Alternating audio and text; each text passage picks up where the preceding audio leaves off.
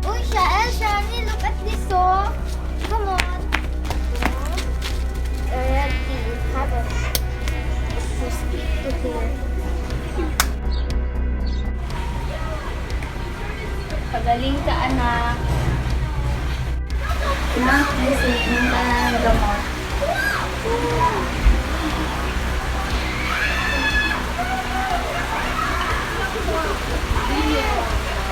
Nagtak ko na, nagigam na ako. Sakit ko.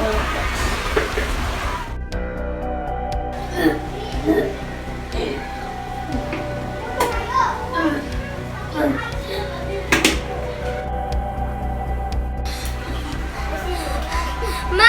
Ma! Nahirapan na po ako maghinga! Gusto mo, Darina? Berto! Berto!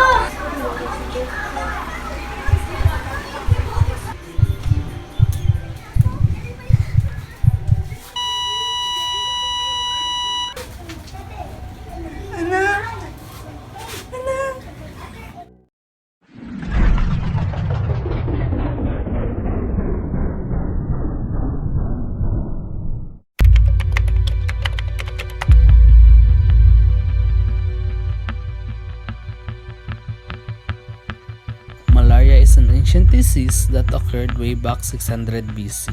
However, it was until 1880 when malaria parasite Plasmodium was first discovered in the blood of malaria patients by Alphonse Raveran. Malaria is a life-threatening disease that can cause high fevers, shaking chills, and flu-like illness. And if not treated immediately, it may develop into anemia, hypoglycemia, or cerebral malaria, in which can cause comatose, lifelong learning disabilities, and death. Malaria is transmitted through a mosquito. An infective female Anopheles mosquito bites an individual and injects malaria parasites in the blood vessels of a susceptible person. Another way malaria is transmitted is through blood transfusion, organ transplant, or shared use of needles or syringe contaminated with blood. According to World Malaria Report of 2018, it was recorded that there were 219 million cases of malaria globally in 2017, with Africa as the most affected continent in the world.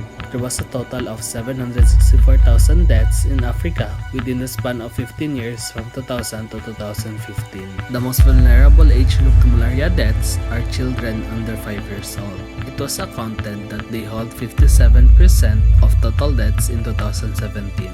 Philippines also suffered greatly from malaria. In 2002, Philippines reported 75,000 cases of malaria every year, and most of the cases came from forested, swampy, hilly, and mountainous regions. The signs and symptoms of malaria are fever and flu illness, diarrhea, nausea and vomiting, rapid breathing, rapid heart rate, and coughing.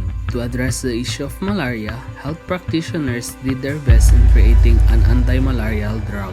After countless of trial and errors of experts in developing an anti-malarial treatment, humanity finally succeeded in creating a synthetic anti-malarial drug called chloroquine.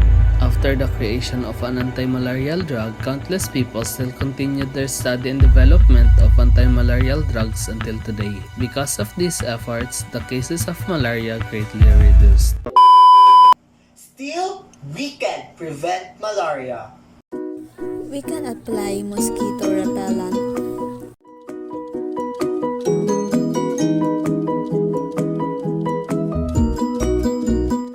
Always wear jacket and long pants to cover our skin, especially when we are outside. Always observe cleaning, especially for those stagnant water, to avoid mosquito breeding. The Department of Health National Malaria Control and Elimination Program aims to eliminate malaria by adopting a health system-focused approach to achieve universal coverage with quality-assured malaria diagnosis and treatment, strengthen governance and human resources, maintain the financial support needed, and ensure timely and accurate information management. Philippine-American Program for Malaria Control in the Philippines has for its objective the reduction of malaria to an insignificant level by annual spraying of all houses in malarious area with DDT for at least 3 consecutive years and thereafter spot spraying of houses as local conditions demand. The Philippines has ensured a high coverage of effective malaria control interventions such as long-lasting insecticidal mosquito nets and indoor spraying with insecticides across all endemic areas.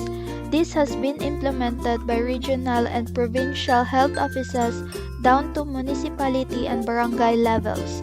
Likewise, access to prompt quality-assured diagnostics and effective artemisinin-based combination therapies, also known as the ACTS, has been provided at all levels of government, and rapid reporting and effective surveillance of malaria has been ensured. World Health Organization Philippines malaria activities have helped build a sustainable, community-centered model of malaria control. They have provided a continuum of technical innovation across the country by the National Malaria Program and local government counterparts. The World Health Organization Global Malaria Report said the Western Pacific region had an estimated 1.7 million cases in 2019 with 52% reduction in the number of deaths in about 2 decades. The Philippines has also significantly reduced the incidence of malaria by 87% from 48,569 in 2003